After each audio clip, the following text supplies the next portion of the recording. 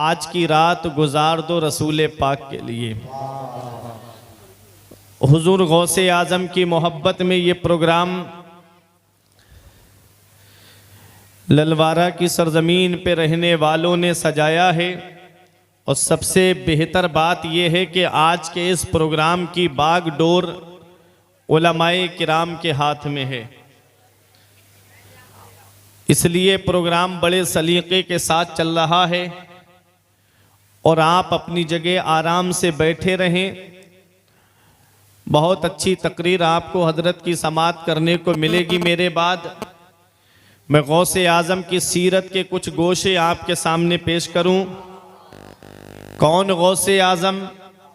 मेरा इमाम फरमाता है, शुक्र के जोश में जो हैं वो तुझे क्या जाने। ऐ गौसे आज़म, शुक्र के जोश में जो हैं वो तुझे क्या जाने। खिज़्र के होश से पूछे कोई रुतबा तेरा।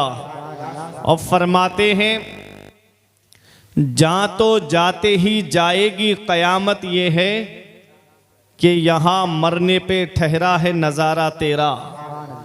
और फरमाते हैं, धूप महशर की वो जांसोज क़यामत है, मगर धूप महशर की वो जांसोज क़यामत है, मगर मुतमईन हूँ कि मेरे सर पे है साया तेरा।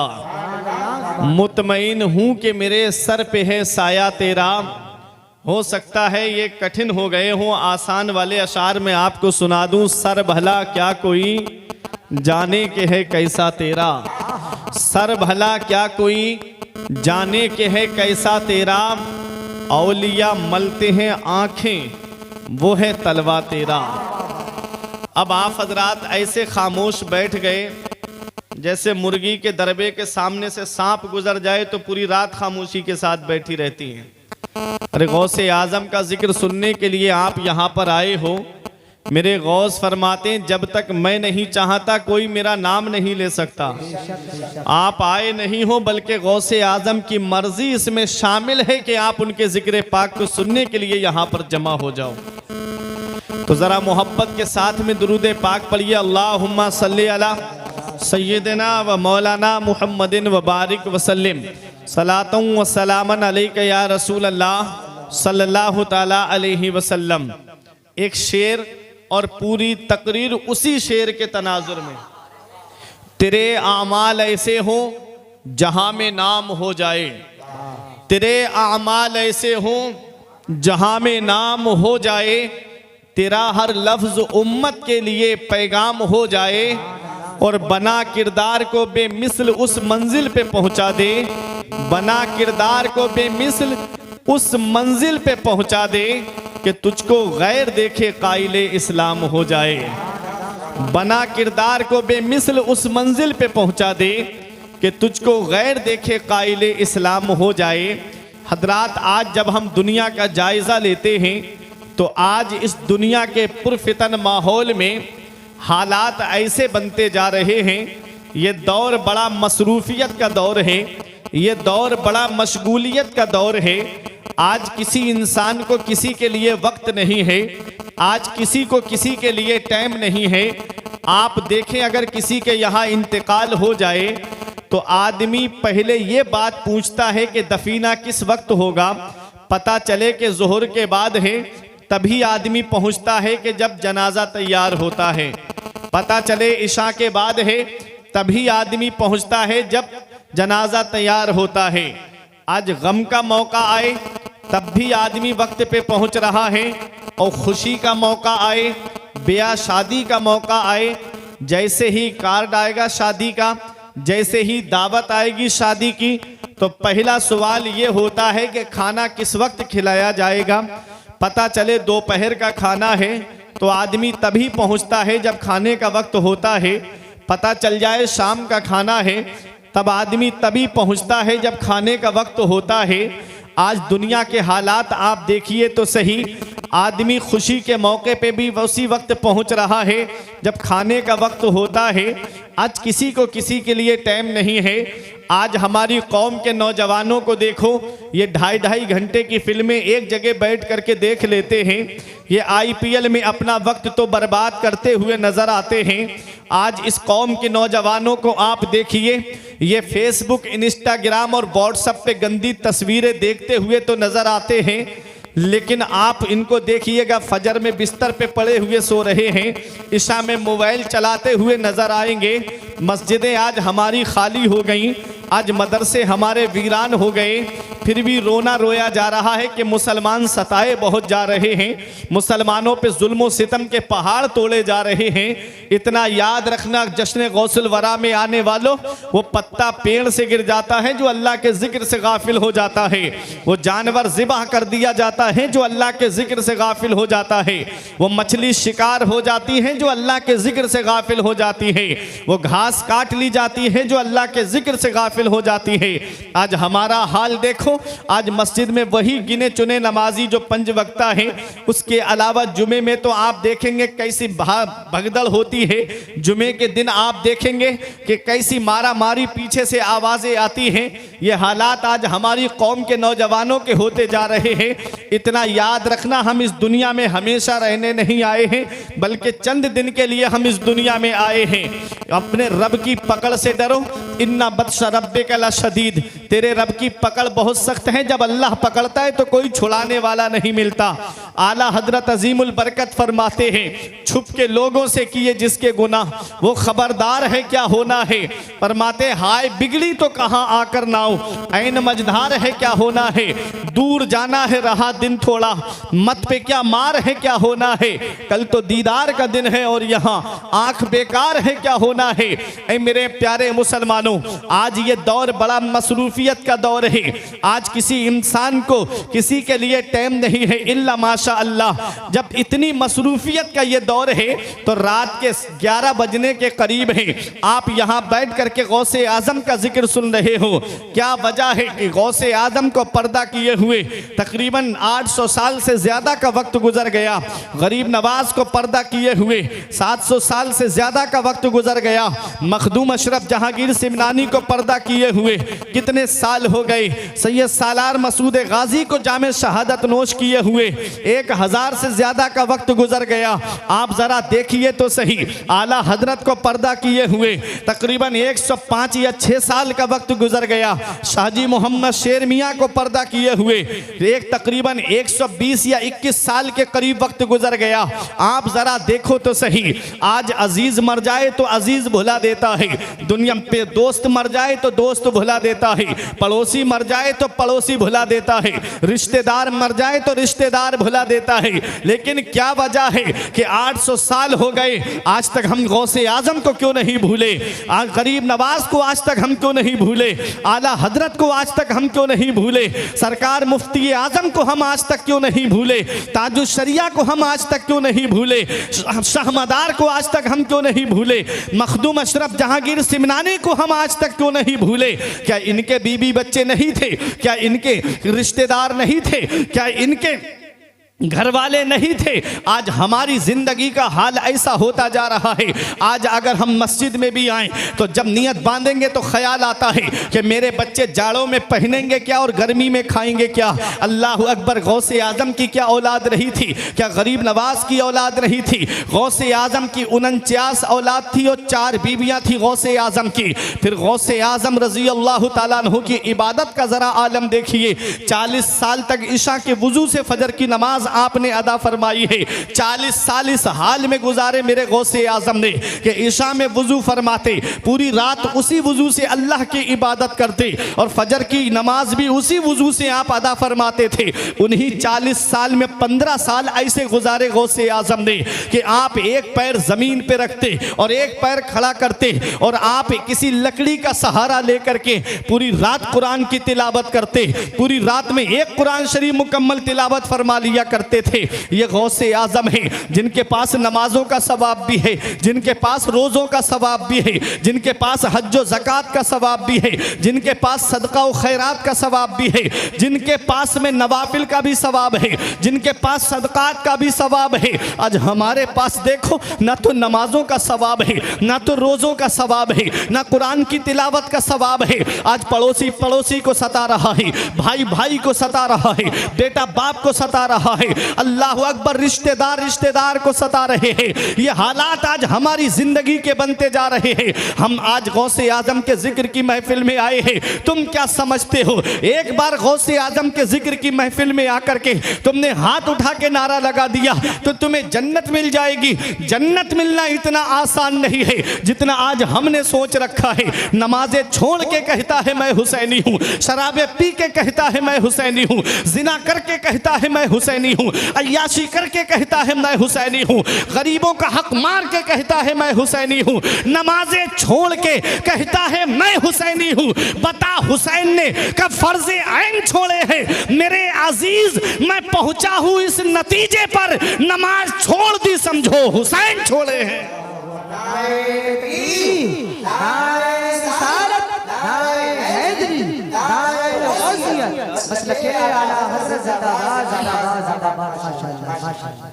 तो जन्नत मिलना इतना आसान नहीं है जितना आज हमने सोच रखा है।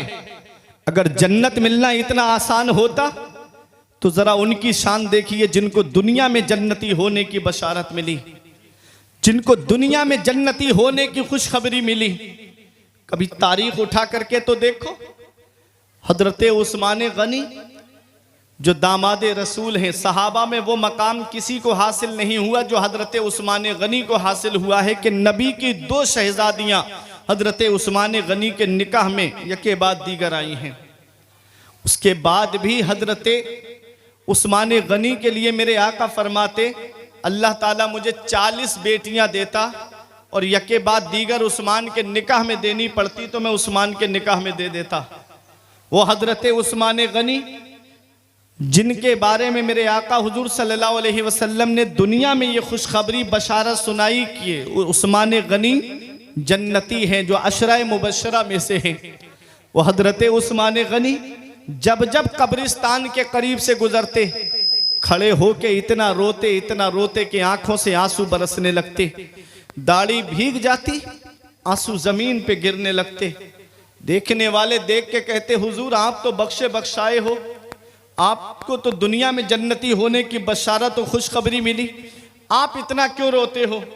तो उस्मान गनी एक जवाब देते हैं कि ये कब्र दुनिया की मंजिलों में सबसे आखिरी मंजिल है और आखिरत की मंजिलों में सबसे पहली मंजिल है। अगर कब्र के सवालों के जवाब में इंसान पास हो गया तो आगे आसानियां हैं, और कब्र के सवालों के जवाब में फंस गया तो आगे बड़ी मुश्किलें हैं। आला हजरत फरमाते, उनको रहम आए तो आए, वरना वो कड़ी मार है क्या होना है। छुप के लोगों से किए जिसके गुनाह, वो खबरदार है क्या होना है। कल तो दीदार का दिन है और यहाँ आंख बेकार है क्या होना है। अल्लाह अकबर। आज हम कब्र की तारीकी को भूल गए, आज हम कब्र की काली कोठरी को भूल गए, आज हम कब्र की वहशत नाकी को भूल गए, कब्र के अंदर कीड़े मकोड़ों को भूल गए।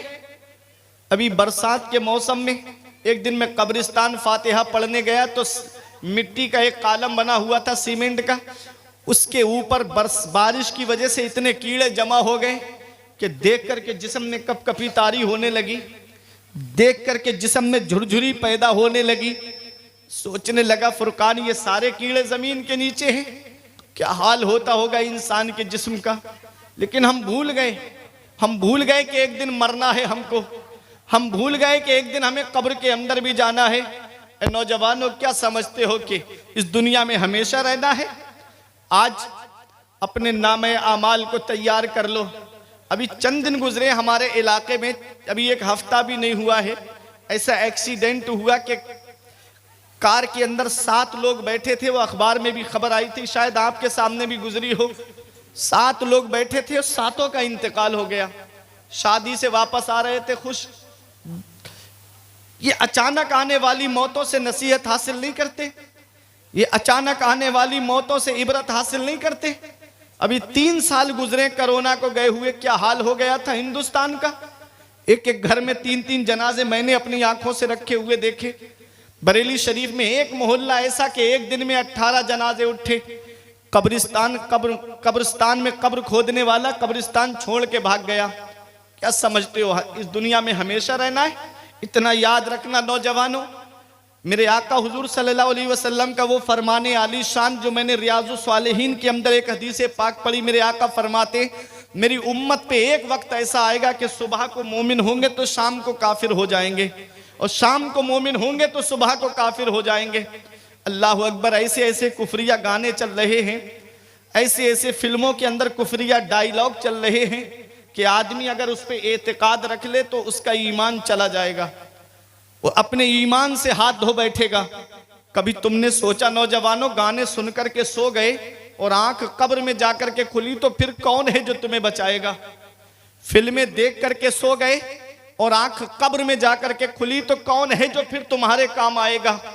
इसलिए अपना रिश्ता नबी की बारगाह से मजबूत कर लो। जहां बाप बेटे के काम नहीं आता है, जहां बेटा बाप के काम नहीं आता है, जहां रिश्तेदार रिश्तेदार के काम नहीं आते हैं, जहां पड़ोसी पड़ोसी के काम नहीं आता है, वहां मदीने वाले मुस्तफ़ा अपने गुलामों के काम आते हैं। वहां मदीने वाले मुस्तफ़ा अपने आशिकों के काम आते हैं। आला हजरत पुकार के कहते हैं, कब्र में लहराएंगे ता हश्र चश्मे नूर के, कब्र में लहराएंगे ता हश्र चश्मे नूर के, जलवा फरमा होगी जब तलअत रसूलुल्लाह की।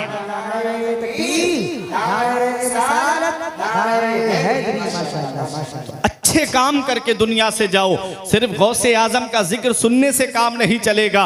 गौसे आजम की अदाओं को अपनाओ, गौसे आजम की सीरत को अपनाओ। वो गौसे आजम के तब तक कोई वली बनता ही नहीं है जब तक गौसे आजम के दस्तखत नहीं हो जाते हैं। विलायत का बजट गौसे आजम की बारगाह से पास होता है तब कोई वली बनता है। जरा उनकी शान तो देखिए। शेख उलमाए किराम तशरीफ फरमा है, मुफ्तियाने किराम तशरीफ फरमा है। शेख सादी अलैहि रहमा गुलिस्ता के दूसरे बाप की दूसरी हिकायत में लिखते हैं कि कोई सुबह के वक्त काबे का गिलाफ पकड़ करके रो रहा था। रोने की आवाज ऐसी दर्द भरी थी कि जो भी आवाज को सुनता उसकी आंखों में भी आंसू आ जाते। रोने वाला रो के कह रहा था, मौला मेरे नेक अमाल अपनी बारगाह में कबूल फरमा, मौला मेरी नेकियां अपनी बारगाह में कबूल फरमा। अगर मेरी नेकियां तेरी बारगाह में कबूल नहीं तो मौला कयामत के दिन मुझे नाबीना करके उठाना, कयामत के दिन मुझे अंधा करके उठाना।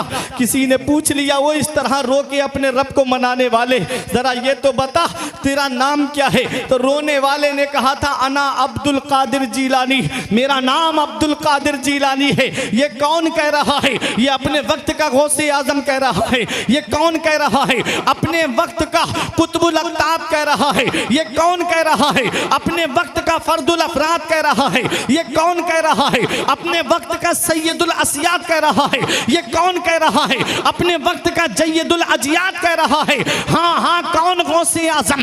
वो गौसे आजम के मेरा इमाम पुकार के कहता है, वाह क्या मर्तबा ऐ गौस है पाला तेरा, ऊंचे ऊंचों के सरों से कदम आला तेरा, और सर भला क्या कोई जाने के है कैसा तेरा, औलिया मलते हैं आंखें वो है तलवा तेरा।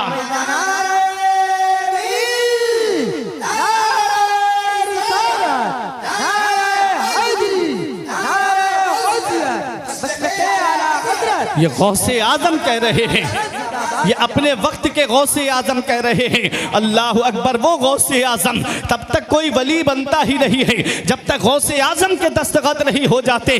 वो गौसे आजम रो के कह रहे हैं, मौला मेरे नेक अमाल अपनी बारगाह में कबूल फरमा।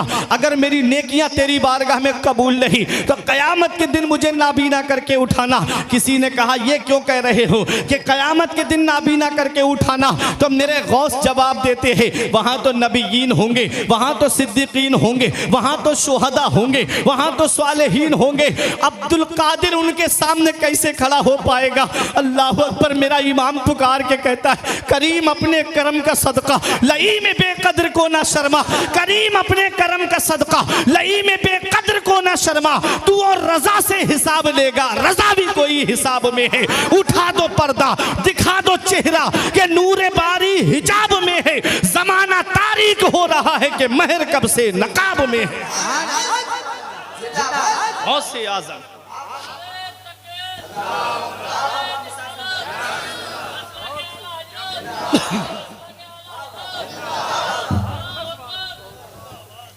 आओ जरा देखो कौन गौसे आजम, वो गौसे आजम जिनके पास नमाजों का सवाब भी है, जिनके पास रोज़ों का सवाब भी है, जिनके पास हज्जो ज़कात का सवाब भी है, जिनके पास सदका व खैरात का सवाब भी है। अल्लाह अकबर। वो गौसे आजम रो रो के रब की बारगाह में दुआ कर रहे हैं। तो सोचो हमको कितना रोना चाहिए। लेकिन आज हम जहन्नम का जिक्र सुनते, कभी हमारी आंख से आंसू नहीं आते। हम कब्रिस्तान का जिक्र सुनते, कभी हमारी आंख से आंसू नहीं आते। कितने मुर्दे कांधे पे ले जा करके हमने कब्रिस्तान में पहुंचा दिए, लेकिन कभी हमारी आंख से आंसू नहीं आते। कब्रिस्तानों में भी हंसी मजाक, कब्रिस्तानों में भी ठट्टे चल रहे हैं। ये हालात आज हमारी कौम के हो रहे हैं। कब्रिस्तानों में जुआ खेला जा रहा है, कब्रिस्तानों में कहीं कहीं मैच हो रहा है। ये हालात आज हमारी कौम के हो गए। क्या समझते हो हमने जान दे दे के तुझे आबाद किया है शहर खमूशा, लेकिन तेरे शहर की वीरानी नहीं जाती। हम भूल गए कि एक दिन मरने के बाद हमें इसी कब्र के अंदर आना है।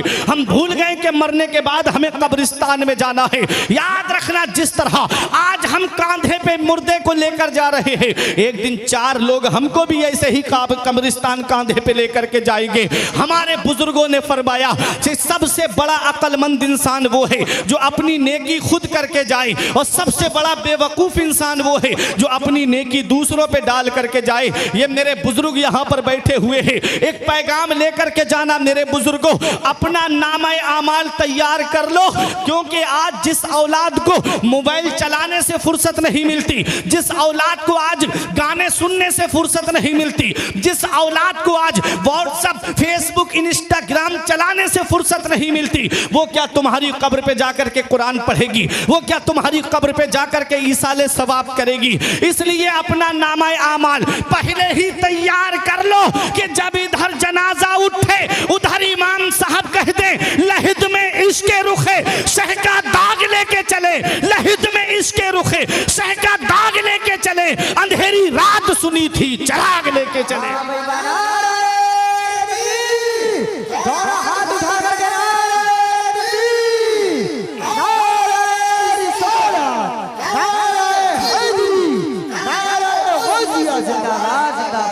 इसलिए पहले ही नामे आमाल तैयार कर लो, कुरान की तिलावत करो, अल्लाह की इबादत करो, नबी पे दुरूद शरीफ पढ़ते रहो। चौराहों पे बैठ करके सियासत की बातें मत करना, नबी पे दुरूद शरीफ पढ़ते रहना। कभी इलेक्शन की बातें मत करना, अपने नबी पे दुरूद शरीफ पढ़ते रहना। क्योंकि जब दुनिया से जाओ तो जो इल्मी साहब ने पुकार के कहा था कि पढ़ के तू कुरान को अब जमा कर ले कुछ सवाब, पढ़ के तू कुरान को अब जमा कर ले कुछ सवाब, कब्र पर फिर कौन आए फातिहा के वास्ते, काम वो कर ले प्यारे जिसके 22 कब्र में बागे रिजवा से खुले, खिड़की हवा के वास्ते और काम दोजक के किए, जन्नत का है उम्मीदवार, कसरे जन्नत तो बना है पारसा के वास्ते। अच्छे काम करके दुनिया से जाओ। सिर्फ गौसे आजम का नाम सुनने से काम नहीं चलेगा। अदाएं अपनाओ गौसे आजम की, सीरत अपनाओ गौसे आजम की। मैं चाहूं तो इतनी करामतें गौसे आजम की आपको सुना दूंगा कि रातें खत्म हो जाएंगी, गौसे आजम की करामतें खत्म नहीं होंगी। इब्ने तैमिया ने लिखा गौसे आजम की करामतें हद्दे तवातुर को पहुंच गई, उनको कोई शुमार नहीं कर सकता। लेकिन करामत की तरफ लेके नहीं जाऊंगा। आज ये गौसे आजम की मैं अलग खुसूसियत बयान करके आपके सामने से रुखसत हो जाऊंगा। ये उलमा अपनी दुआओं से नवाजेंगे। कौन गौसे आजम? जब 4 साल 4 महीने 10 दिन के हुए तो आपके वालिद ने आपका दाखिला मदरसे में कराया। उस्ताद ने कहा पढ़ो बेटा बिस्मिल्लाहिर्रहमानिर्रहीम। आपने औज़ुबिल्लाह पढ़ी, बिस्मिल्लाह पढ़ी, ब रिवायत मुख्तलिफ 17 या 18 पारे आपने अपने उस्ताद को सुना दिए। अरे मोहब्बत से बोलो सुभान अल्लाह, पीछे वाले भी हाथ उठा के बोलो सुभान अल्लाह। 17 या 18 पारे एक ही बैठक में। उस्ताद बोले बेटा पढ़ने आए हो कि मुझे पढ़ाने आए हो? कहां पढ़ते थे इससे पहले? कहा किसी मदरसे में नहीं। कहां याद किए? कहा मां के शिकम में सुन के। उस्ताद की हैरत की इंतहा ना रही, मां के शिकम में सुन के याद कर लिए? कहा हां। आज हम बच्चों को गोद में लेके गालियां देते हैं, आज हम बच्चों को गोद में लेकर के बेहुदा बातें करते हैं। आज ऐसा दौर तरक्की कर गया कि बच्चों को गोद में लेकर के कोई फिल्में देख रहा है, गाने सुन रहा है, कोई गंदी तस्वीरें देख रहा है। एक साहब मुझे मिले, बच्चे को गोद में लेकर के गालियां दे रहे थे। मैंने कहा बच्चे के सामने गाली मत दो, बच्चा जब बोलेगा तो ये भी गालियां देता हुआ नजर आएगा। बोले मौलाना क्या बात करते हो, ये तो बहुत छोटा है, अभी ये बोल नहीं पाता है, और अभी ये बोल ही नहीं पाता है तो क्या गालियां देगा।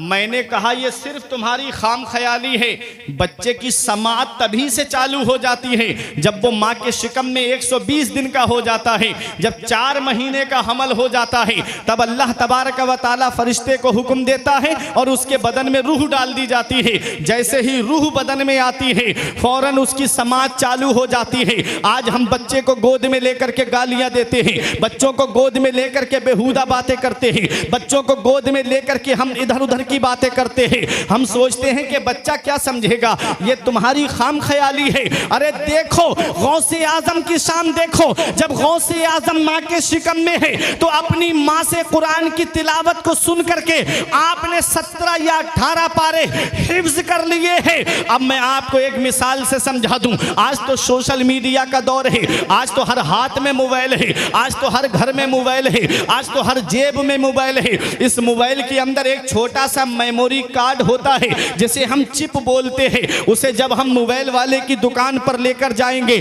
तो उस छोटे से मेमोरी कार्ड में अगर गाने अपलोड कराओगे तो गाने सुनने को मिलेंगे, अगर फिल्में अपलोड कराओगे तो फिल्में देखने को मिलेंगी, अगर उसमें कव्वाली अपलोड कराओगे तो कव्वाली सुनने को मिलेंगी, अगर उसमें कुरान की तिलावत अपलोड कराओगे तो कुरान की तिलावत सुनने को मिलेगी, अगर उसमें उलमा की तकरीर अपलोड कराओगे तो तुमको तकरीरें सुनने को मिलेंगी। अब अपने जहन को करीब करो, ये इंसान का बनाया हुआ मेमोरी कार्ड ऐसा है कि इसमें जो अपलोड कराओगे वही तुमको सुनने को मिलेगा, वही तुमको देखने को मिलेगा। तो सुनो मेरे बुजुर्गों, बच्चे का जहन सादा कागज की तरह होता है, बच्चे का जहन खाली बोतल की तरह होता है। उस खाली बोतल में अगर पानी डालोगे तो पानी जाएगा, दूध डालोगे तो दूध जाएगा, और सादा कागज पर अगर कलमा शरीफ लिखोगे तो कलमा शरीफ लिखेगा, और अगर उस पर गाने लिखोगे तो गाने लिखेंगे। इसलिए ऐ मेरी माँ और बहनों, अपने बच्चों को वक्त से पहले जवान करो, लेकिन किसी दुनियादार का किरदार देकर नहीं, बगदाद के गौसे आजम का किरदार देकर जवान करो, अजमेर के गरीब नवाज का किरदार देकर के जवान करो। ये मत देखो मोहल्ले वाले क्या कहेंगे, ये मत देखो खानदान वाले क्या कहेंगे, ये मत देखो तुम्हारे रिश्तेदार क्या कहेंगे। बरेली शरीफ से हुजूर रेहाने मिल्लत की आवाज आती है, जमाना खफा है तो क्या गम है इसका, जमाना खफा है तो क्या गम है इसका, जमाने को ठोकर लगाए चला जा, जमाना ही एक दिन तेरे साथ होगा, तू आका को अपने मनाए चला जा।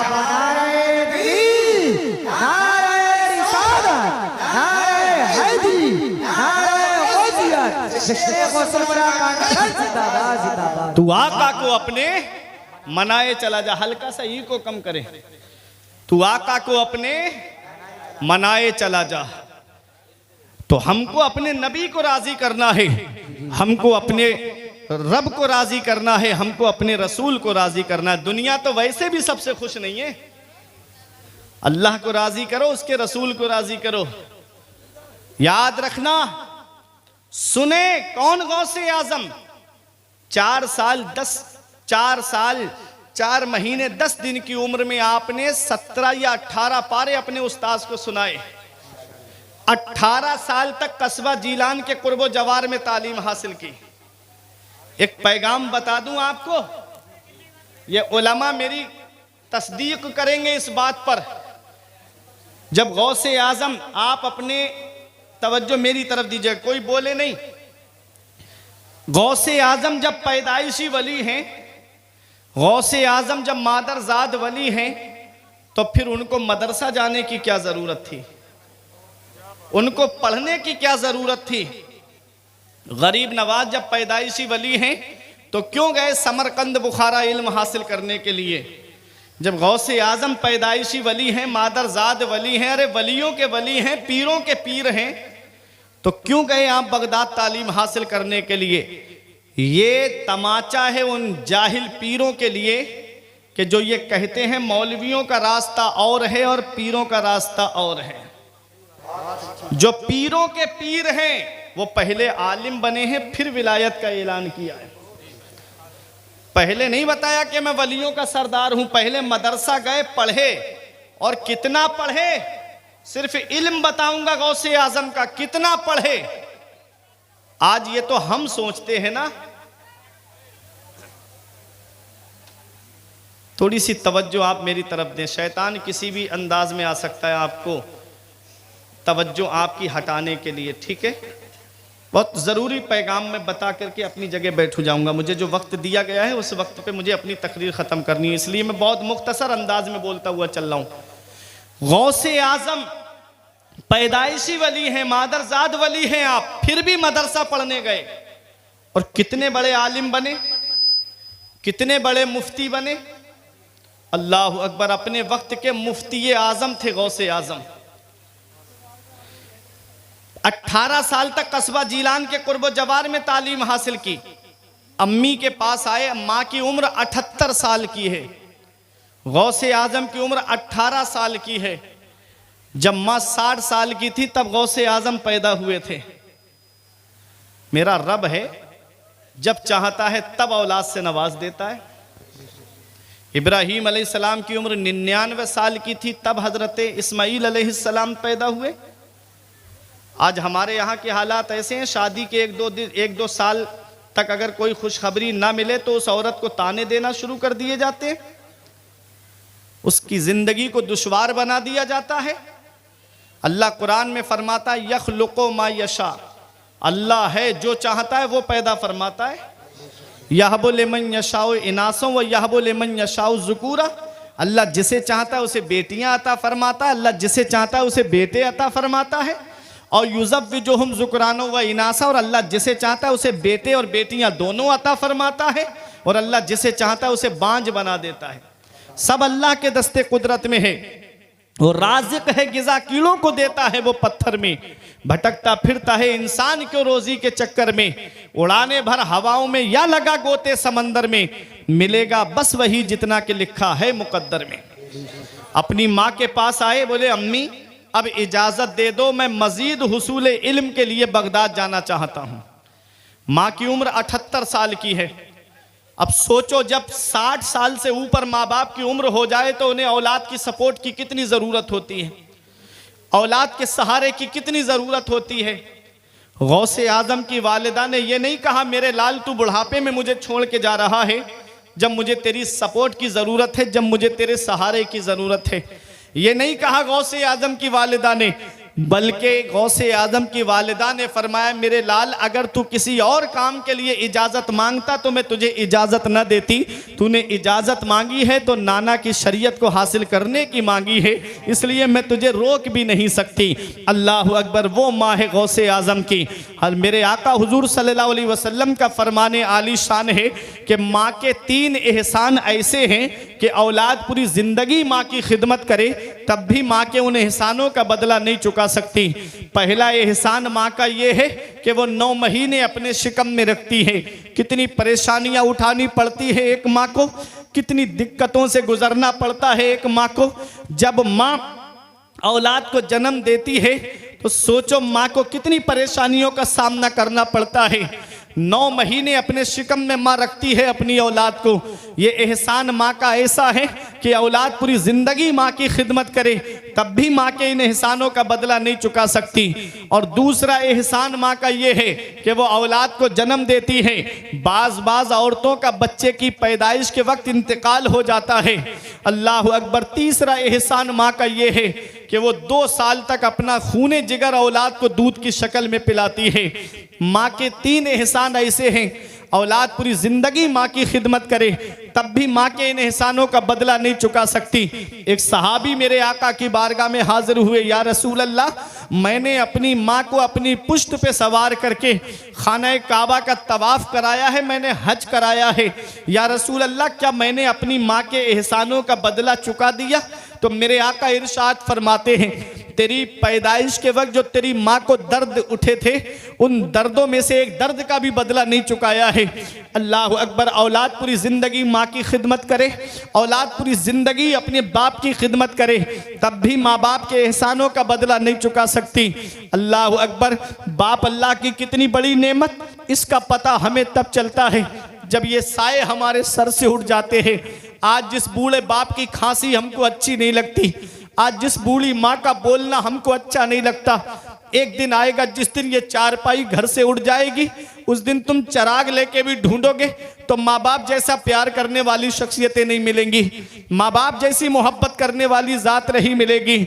शायर ने पुकार के कहा था कि ऐ ज़िया माँ बाप के साए की ना कदरी न कर, धूप काटेगी बहुत जब ये शजर गिर जाएगा।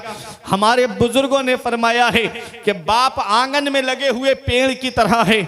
जब शिद्दत की गर्मी पड़ती है, जब शिद्दत की धूप पड़ती है, जब गरम गरम लू के थपेड़े होठों को खुश्क कर देते हैं, ऐसे वक्त में आदमी पेड़ के नीचे बैठ जाए उसे आराम मिल जाता है, पेड़ के नीचे बैठ जाए उसे सुकून मिल जाता है। हमारे बुजुर्गों ने कहा बाप आंगन में लगे हुए पेड़ की तरह है, जो खुद तो धूप में जलता रहता है लेकिन अपनी औलाद को साया पहुंचाता है, अपनी औलाद को छांव पहुंचाता है। अल्लाह अकबर। जिस दिन ये पेड़ आंगन से गिर गया, उस दिन साए के लिए तलाश करोगे लेकिन तुमको साया नहीं मिलेगा। ऐ ज़िया माँ बाप के साए की ना कदरी न कर, धूप काटेगी बहुत जब ये शजर गिर जाएगा। ए मेरे नौजवानों, अगर माँ बाप जिंदा हैं तो उनकी कदर कर लो, माँ बाप हयात हैं तो उनकी खिदमत कर लो। पूरा कुरान करीम आप पढ़ लीजिए, इन उलमाए किराम से आप पढ़ कर सुनिएगा। ये उलमा आपको बताएंगे पूरे कुरान के अंदर जहाँ जहाँ अल्लाह ने अपने हुकूक बयान फरमाए हैं, ठीक उसके बाद माँ बाप के हक बयान फरमाए हैं। अल्लाह अकबर। माँ बाप का हक कितना बड़ा है। परमंदर में पारे में रब इरशाद फरमाता है, वक़दा रब्बुका अल्ला ताबुदू इल्ला इय्याहु व बिल वालिदैनि इहसाना इम्मा यबलुगन्ना इंदकल किबरा अहदुहुमा औ किलाहुमा फला तकुल लहुमा उफ़्फिन वला तनहरहुमा व कुल लहुमा कौलन करीमा वख़्फ़िद लहुमा जनाह ज़ुल्ल मिनर रहमा व कुल रब्बिरहमहुमा कमा रब्बयानी सगीरा। रब 15वें पारे में इरशाद फरमाता है, हुक्म दिया तेरे रब ने कि अपने रब के सिवा किसी की बंदगी ना करो और अपने माँ बाप के साथ में हुस्न सलूक करो। कब? इम्मा यबलुगन्ना इंदकल किबरा, जब वो दोनों बुढ़ापे को पहुंच जाएं या उनमें का एक बुढ़ापे को पहुंच जाए, फला तकुल्लाहुमा उफ, तो उन्हें उफ भी ना कहो, ना उन्हें झिड़को, ना उन्हें डांट डपट करो, ना उनसे तेज तर्रारी से बात करो। वकुल्लाहुमा कौलन करीमा। रब कुरान में फरमाता है जब भी बोलना तो माँ बाप से मोहब्बत के साथ में बोलना, जब भी बोलना तो प्यार के साथ में बोलना। हमारे उलमा फरमाते हैं औलाद को माँ बाप से ऐसे बात करनी चाहिए जैसे एक गुलाम अपने आका से बात करता है, जैसे एक नौकर अपने मालिक से बात करता है। आज माँ बाप की खिदमत हम नहीं करते नजर आते, आज माँ बाप का अदब करते हुए हम नजर नहीं आते। माँ बाप अल्लाह की कितनी बड़ी नेमत है। मेरे आका की बारगाह में यमन के नौजवान सहाबी आए, अर्ज करते हैं या रसूल अल्लाह मैं यमन से आया हूँ, जितनी जिंदगी बची है मदीने में गुजारूंगा। या रसूल अल्लाह मैं वापस नहीं जाऊंगा। कहाँ आए हैं? मदीने शरीफ में आए हैं, उस मदीने में जिसके बारे में मेरे आका फरमाते हैं जिससे हो सके मदीने में मरे तो वो मदीने ही में मरे, क्योंकि जो मदीने में मरेगा मैं उसकी शफाअत करूंगा। सहाबी मदीने में आए हैं और सहाबी रसूल अर्ज करते हैं या रसूल अल्लाह अब मैं वापस यमन नहीं जाना चाहता, जितनी जिंदगी बची है मैं मदीने में गुजारना चाहता हूँ। मेरा विसाल हो गया तो मदफन मदीने शरीफ में बनेगा। तो मेरे आका ने इरशाद फरमाया हल्लका अबावाया, मेरे सहाबी क्या तुम्हारे माँ बाप जिंदा है? मेरे सहाबी क्या तुम्हारे माँ बाप हयात है? अर्ज किया हाँ या रसूल अल्लाह माँ बाप तो जिंदा है। नबी ने इरशाद फरमाया क्या इजाजत लेकर आए हो, क्या उनसे पूछ कर आए हो? अर्ज करते हैं हाँ या रसूल अल्लाह इजाजत लेकर आया हूँ। मेरे आका इरशाद फरमाते हैं उनको तुमने ये बताया कि अब उनका बेटा वापस नहीं आएगा? अर्ज करते हैं हाँ या रसूल अल्लाह मैंने ये भी उनको बताया है कि अब उनका बेटा वापस नहीं आएगा। मेरे आका इरशाद फरमाते हैं ऐ मेरे सहाबी ये बताओ जब तुमने अपने माँ बाप से इजाजत ली थी कि अब उनका बेटा वापस नहीं आएगा तो उनकी हालत कैसी थी, वो हंस रहे थे कि रो रहे थे। सहाबी ने आंखों में आंसू भर के आंखों से आंसुओं को पोंछते हुए कहा, या रसूल अल्लाह, जब मैंने अपने माँ बाप से ये कहा कि अब अपने बेटे का चेहरा आखिरी बार देख लो, अब तुम्हारा बेटा मदीने शरीफ जा रहा है, अब वहीं पर अपनी जिंदगी गुजारेगा, वापस नहीं आएगा। मैंने जब अपने माँ बाप से ये कहा कि अब मैं वापस नहीं आऊंगा, तो या रसूल अल्लाह, मेरे माँ बाप मेरी मोहब्बत में फूट फूट करके रो रहे थे, मेरे माँ बाप आंसू बहा के रो रहे थे।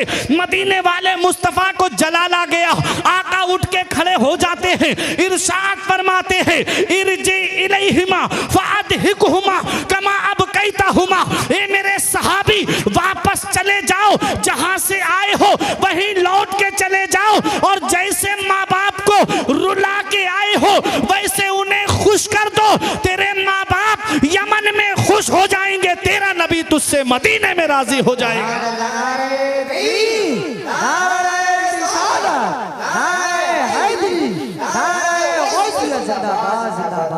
ओ माँ बाप को सता करके नैनीताल के चक्कर लगाने वालों, इधर माँ बाप एक एक पैसे के लिए परेशान है, इधर माँ बाप दवाई के लिए परेशान है, और बेटा है कि होटलों में वेटरों को टिप दे करके आ रहा है, बेटा है कि दोस्तों के साथ में पार्टियां करता हुआ नजर आ रहा है। अल्लाह कुरान शरीफ के दूसरे पारे में इरशाद फरमाता है, सबसे बेहतर खर्चा वो है जो माँ बाप को दिया जाए। जो तुम इधर उधर पार्टियों में पैसे खर्च करके आ रहे हो, याद रखना सबसे बेहतर खर्चा वो है जो माँ बाप को दिया जाए। अपने घर के अंदर रूठे हुए माँ बाप को मना लो। आज हम दुआ कराते फिर रहे हैं, मैं बरेली शरीफ से आया, हजरत हमारे लिए दुआ कर देना, हुजूर साहिब सज्जादा की आमद हुई, हुजूर हमारे लिए दुआ कर देना। मुफ्ती साहिब किबला काशीपुर से तशरीफ लाए, कहा मुफ्ती साहब हमारे लिए दुआ कर देना। शायर इस्लाम बरेली शरीफ से तशरीफ लाए, शायर साहब हमारे लिए दुआ कर देना। हम दुआ कराते फिर रहे हैं लेकिन हम दुआ लेते नहीं हैं। अरे घर के अंदर माँ बाप जो बैठे हुए हैं, जिनके बारे में मेरे आका इरशाद फरमाते हैं कि माँ बाप की दुआ औलाद के हक में ऐसे कबूल होती है जैसे नबियों की दुआ उम्मत के हक में कबूल होती है। इससे माँ बाप की दुआ रद्द नहीं होती, जिस तरह नबियों की दुआएं रद्द नहीं होती हैं, ऐसे ही बूढ़े माँ बाप की दुआएं भी रद्द नहीं होती हैं। इसलिए माँ बाप को राजी कर लो। माँ बाप अल्लाह की बहुत बड़ी नेमत। जिस दिन ये चारपाई घर से उठ गई, उस दिन हम चिराग लेके भी ढूंढेंगे तो बाप जैसा प्यार करने वाली शख्सियत नहीं मिलेगी। मौलाना रूम फरमाते हैं, पहली मोहब्बत है माँ बाप की दुनिया में जो बदला मांगती है। अगर तुम अपने माँ बाप के साथ भलाई करोगे तो तुम्हारी औलाद तुम्हारे साथ भलाई करेगी। तुमने अपने माँ बाप के साथ भलाई नहीं की तो बुढ़ापे में ये उम्मीद लगा के मत बैठना कि तुम्हारी औलाद तुम्हारा सहारा बन जाएगी। अच्छाई करोगे तो अच्छाई तुम्हारे लिए, इन अहसनतुम लिअन्फुसिकुम, अच्छाई करोगे तो अच्छाई तुम्हारे लिए है। व इन असातुम फलहा, और अगर बुरा किया तो बुराई भी तुम्हारे लिए। जैसी करनी वैसी भरनी। अपने माँ बाप के साथ भलाई करोगे तो तुम्हारी औलाद तुम्हारे साथ भलाई करेगी। कभी ये लगे नौजवानों मेरे बाप ने मेरे लिए क्या किया है, तो अपने वालिद के पास बैठ के एक बार उनके चेहरे को देखना। उनके माथे की सिलवटें तुम्हें कुछ पैगाम देंगी, उनके चेहरे की झुर्रियां तुम्हें कुछ पैगाम देंगी, उनकी दाढ़ी के सफेद बाल तुम्हें कुछ पैगाम देंगे, उनके कमजोर हाथों की रगें तुम्हें कुछ पैगाम देंगी। एक दिन मैंने पूछा था अपने अब्बा से, अब्बा मेरे हाथ की लकीरें नजर आ रही हैं, तुम्हारे हाथ की लकीरें कहाँ चली गईं? तो एक जवाब दिया था, बेटा तुम्हारी तकदीर बनाते बनाते हमारे हाथ की लकीरें मिट गईं। बाप क्या नहीं करता अपनी औलाद के लिए? बाप कौन सी कुर्बानी नहीं देता अपनी औलाद के लिए? बाप कौन सी परेशानी नहीं उठाता अपनी औलाद के लिए? कभी तुम्हें यह लगे कि मेरे बाप ने मेरे लिए क्या किया है, तो कभी चले जाया करो रात में 3 बजे शाहबाद की तरफ, सैफनी की तरफ, बिलारी की तरफ, मुरादाबाद, रामपुर की तरफ देख लिया करो। ये रात में जब 2-3 बजे का वक्त होता है, ये मुफ्ती साहब बताएंगे, उलमा बताएंगे कि कितनी सख्त वाली नींद आती है रात के 2 बजे के बाद में इंसान को। लेकिन उस वक्त में ऑटो रिक्शा चलाने वाला ये एक बाप ही तो है, ये ट्रक चलाने वाला एक बाप ही तो है। ये बसें चलाने वाला एक बाप ही तो है। ये दूसरों के खेतों में मजदूरी करने वाला, पूरे दिन फावड़ा चलाने वाला एक बाप ही तो है। ये सऊदी 3-3 साल के लिए जाने वाला ये एक बाप ही तो है। कभी सोचा है आपने, ये कोई बेंगलोर कमाने के लिए जा रहा है, कोई मुंबई कमाने के लिए जा रहा है, कोई दिल्ली कमाने के लिए जा रहा है। ये एक बाप ही तो है जो सोचता है 4 पैसे जमा हो जाएंगे, मेरी औलाद के खर्चे में काम आएंगे, मेरी औलाद की पढ़ाई में काम आएंगे। याद रखना नौजवानों, ये आलिम बनाने वाला एक बाप है, ये हाफिज बनाने वाला एक बाप है, ये मुफ्ती बनाने वाला एक बाप है, अरे ये मास्टर बनाने वाला एक बाप है, ये डॉक्टर बनाने वाला एक बाप है, ये इंजीनियर बनाने वाला एक बाप है। याद रखना प्यारे मुसलमानों, स्कूल की फीसें भरने वाला एक बाप है, कॉलेज की फीसें भरने वाला एक बाप है, यूनिवर्सिटी की फीसें भरने वाला एक बाप है, मदरसे का खर्चा उठाने वाला दौरान तालिबे इल्मी ये एक बाप ही तो है। बाप कितनी परेशानियां उठाता है अपनी औलाद के लिए, बाप कितनी दिक्कतों का सामना करता है अपनी औलाद के लिए, लेकिन औलाद के ऊपर गम का साया आने नहीं देता। सारी परेशानियां बाप खुद उठा लेता है। आज वही बाप बूढ़ा हो गया, आज वही माँ के जिस्म की हड्डियों ने जवाब दे दिया।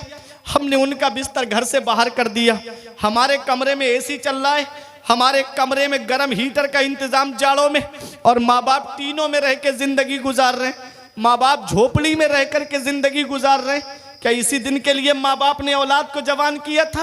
क्या इसी दिन के लिए माँ बाप ने औलाद को पाला था? हम कौन सा मुंह लेके जाएंगे महबूब दावर के सामने, कौन सा चेहरा लेकर जाएंगे शाफ़े महशर के सामने? कयामत में मेरे आका ने हमसे पूछ लिया कि बुढ़ापे में माँ बाप की दौलत मिली थी, क्या करके आए? तो क्या कहोगे? उनका बिस्तर घर से बाहर करके आए। क्या कहोगे? उन्हें टीनों में रहने पे मजबूर करके आए। क्या कहोगे? उन्हें झोपड़ियों में रहने पे मजबूर करके आए। ईद के दिन हमारे बच्चे शॉपिंग मॉल से कपड़े खरीदे और माँ बाप हमारे बच्चों का चेहरा देखे।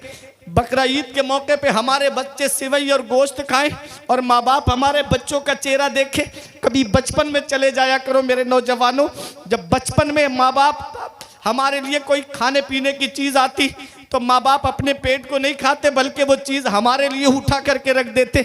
कितनी मोहब्बत करता है बाप अपनी औलाद से। आज एक माँ बाप 5-6 औलाद को पाल लेते हैं और 5-6 औलाद से एक माँ बाप नहीं पलते।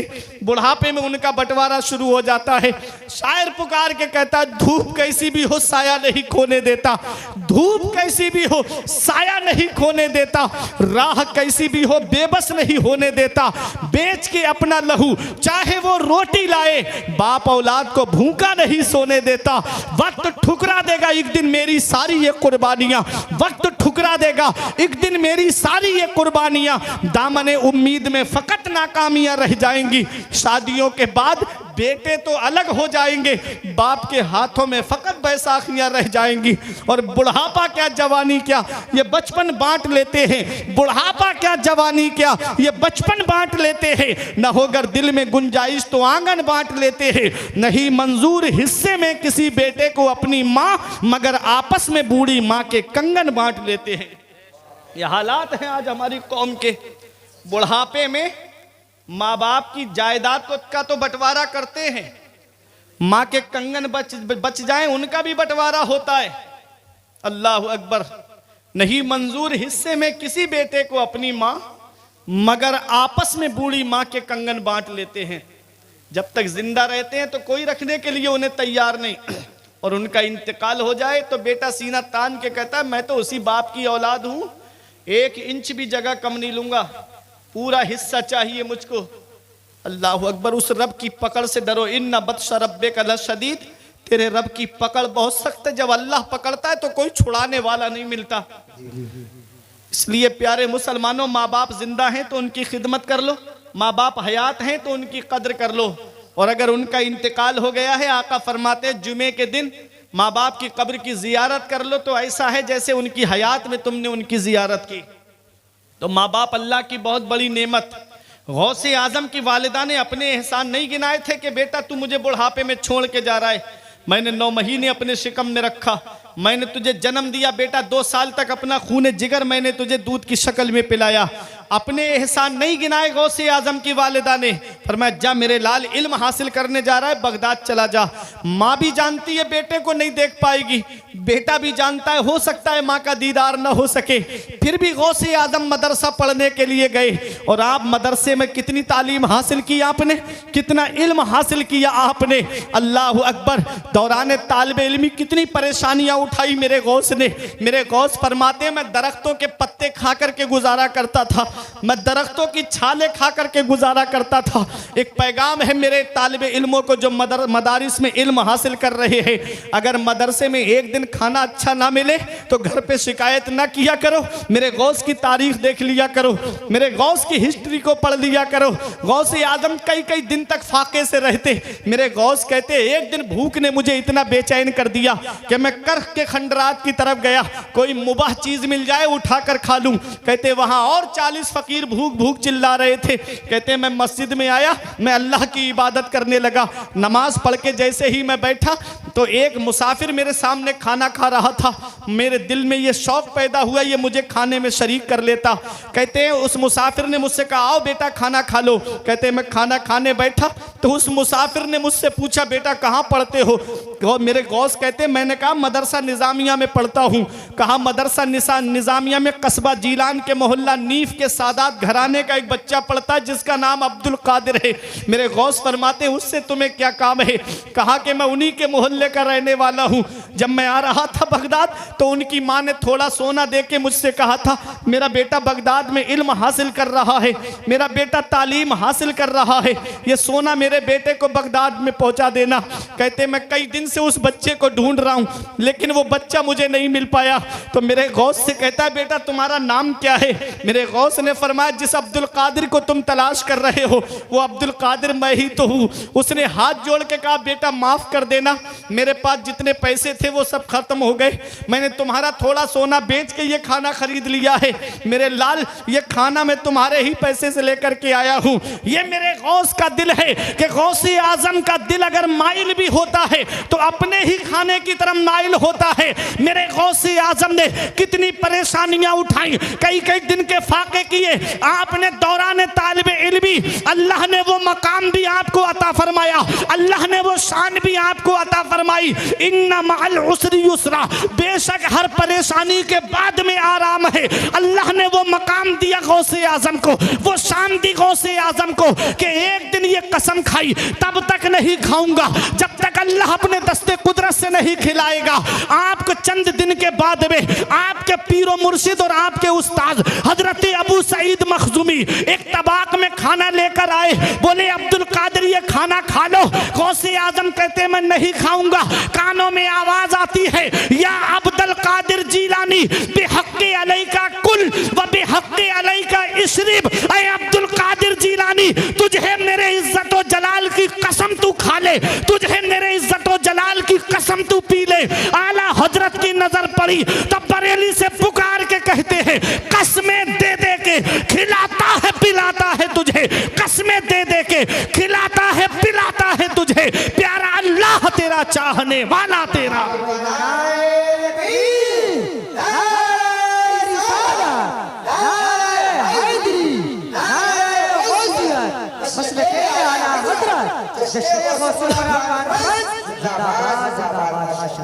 कितना इल्म हासिल किया गौसे आजम ने, कितनी तालीम हासिल की गौसे आजम ने। अब मेरी तकरीर इख्तिताम की तरफ। मेरे गौस खुद फरमाते हैं दरस्तुल इल्म हत्ता सिरतु कुतबा, मैंने इल्म हासिल किया अल्लाह ने मुझे कुतुब बना दिया, मैंने इल्म हासिल किया अल्लाह ने मुझे कुतुब बना दिया। पता चला सरदारी इल्म से मिलती है, बुलंद रुतबा इल्म से मिलता है, बुलंद मकाम इल्म से मिलता है, बुलंद अजमत इल्म से मिलती है, सरदारी इल्म से मिलती है, बुलंद शान इल्म से मिलती है, मकाम सुरैया इल्म से मिलता है। इसलिए अपने बच्चों को इल्म हासिल कराओ। गौसे आजम ने इल्म हासिल किया और कितने बड़े आलिम बने, कितने बड़े मुफ्ती बने। अपने वक्त के मुफ्ती आजम है गौसे आजम।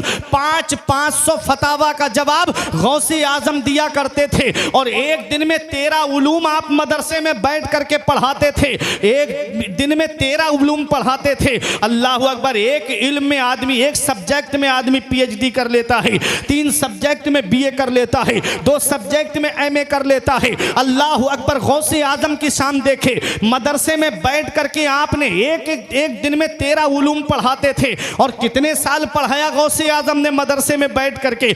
40 साल मदरसे में बैठ करके गौसे आजम ने पढ़ाया है। और 40 साल में हर साल आपके मदरसे से 3000 तालिबे इल्म, आलिम, फाजिल, मुफ्ती बन करके निकला करते थे। ऐ ललवारा की सरजमीन पे रहने वालों, गौसे आजम उस जात का नाम है कि जिसने 1,20,000 आलिम इस कौम को अता फरमाए हैं। 1,20,000 आलिम गौसे आजम ने अता फरमाए हैं। जब सुल्तान सलाहुद्दीन अय्यूबी ने बैतुल मुकद्दस को फतह किया तो उनकी फौज में जो मुजाहिदीन थे अक्सर गौसे आजम के मदरसे के पढ़े हुए आलिम थे, और कुछ हुजूर सैयद कबीर अहमद रिफाई अलैहिर्रहमा के मदरसे के थे और कुछ इमाम गजाली के मदरसे के थे। ये सुल्तान सलाहुद्दीन अय्यूबी कौन है? पूरी जिंदगी जंग लड़ते रहे, पूरी जिंदगी तलवार चलाते रहे। मौत बिस्तर पे आई, किसी ने कहा ए सलाहुद्दीन अय्यूबी, पूरी जिंदगी तलवार चलाई, पूरी जिंदगी जंग लड़ते रहे, जिस्म पर आपके तीरों, तलवारों, नेज़ों के जख्म के निशान मौजूद है, आपको मौत बिस्तर पे आ रही है। तो सुल्तान सलाहुद्दीन अय्यूबी से जब कहा कि आपकी गर्दन किसी तलवार से क्यों नहीं कटी, तो सुल्तान सलाहुद्दीन अय्यूबी कहते हैं दुनिया में कोई ऐसी तलवार बनी ही नहीं है जो सलाहुद्दीन की गर्दन को काट दे। कहा किस बिना पे कहते हो? अब ये उलमा दुआओं से नवाजेंगे। पूछा किस बिना पे कहते हो? तो कहा जब बचपन में मेरे वालिद नजमुद्दीन अय्यूब मुझे गौसे आजम की बारगाह में लेकर गए, कहा मेरे बच्चे के लिए दुआ कर दो, तो गौसे आजम ने मेरी गर्दन पे हाथ रख के फरमाया ये फातिह इस्लाम है, ये बच्चा मुसलमानों का किबला अव्वल बैतुल मक़दिस को फतह करेगा। कहा मेरी गर्दन पर किसी और का हाथ रखा हुआ नहीं है, बल्कि बगदाद के गौसे आजम का हाथ रखा हुआ है। अरे जिसकी गर्दन पर गौसे आजम हाथ रख दे उसकी गर्दन को कोई तलवार काट ना पाए। क्या दबे जिस पे हिमायत का हो पंजा तेरा, क्या दबे जिस पे हिमायत का हो पंजा तेरा, शेर को खतरे में लाता नहीं कुत्ता तेरा।